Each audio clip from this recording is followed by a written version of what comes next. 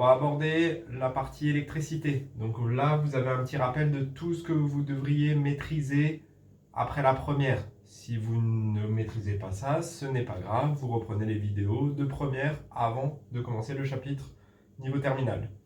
Donc, un petit rappel, en fait, on a des signaux qui peuvent être sinusoïdaux. Donc, en fait, sous la forme d'un sinus ou d'un cosinus. Donc, sous la forme U de t qui est égal à U max fois cosinus de pi sur t. Donc, t majuscule, la période, fois t, le temps, la variable, plus phi 0. Donc, vous avez un signal de cette forme-là. Vous allez avoir la période que vous allez retrouver entre deux maximum, par exemple, ou deux minimum.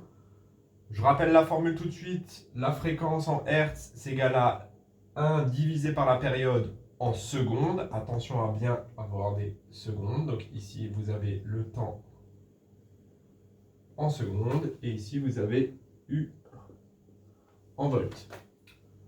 Pour trouver le U max, il va être ici, plus U max. Ici, vous aurez moins U max. Et enfin, la valeur ici, ce sera pour t égale 0. Donc ça vous reviendra à faire U max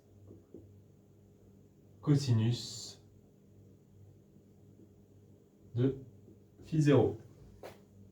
Voilà pour la forme d'un signal et ce qu'on peut récupérer sur le signal. Ensuite, vous aviez vu un chapitre sur la puissance.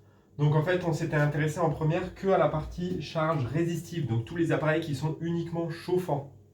Donc vous avez U et I qui sont en phase. En fait, U et I sont en phase quand vous avez ce genre de schéma-là. C'est-à-dire qu'en fait, quand vous êtes à un maximum de I, vous êtes aussi au maximum de U. Vous avez bien sûr la même période sur les deux signaux. Quand vous serez au minimum, vous serez aussi au minimum. Quand vous passerez par 0, vous passerez par 0 au niveau des deux. Donc tension et intensité. Dans ce cas-là, vous allez avoir comme formule la puissance qui est égale à U efficace fois I efficace. Que ce soit en alternatif. En continu, c'est toujours valable. Il ne peut pas y avoir de déphasage. Donc vous aurez toujours la puissance qui est égale à U fois I. Donc je rappelle les unités. La puissance est en watts, la tension U en volts et l'intensité I en ampères. Enfin, le lien entre U efficace et U max que vous pouvez avoir sur votre graphique, c'est U efficace égale à U max divisé par racine de 2. C'est valable pour tous les signaux sinusoïdaux. Donc voilà ce que vous avez à connaître pour la suite. Bien sûr, en première, vous avez aussi vu loi des nœuds, loi des mailles, vous avez vu d'autres choses. Ça ne revient pas instantanément là dans le programme de terminale. Donc ça, ce sont les rappels vraiment à connaître pour cette année.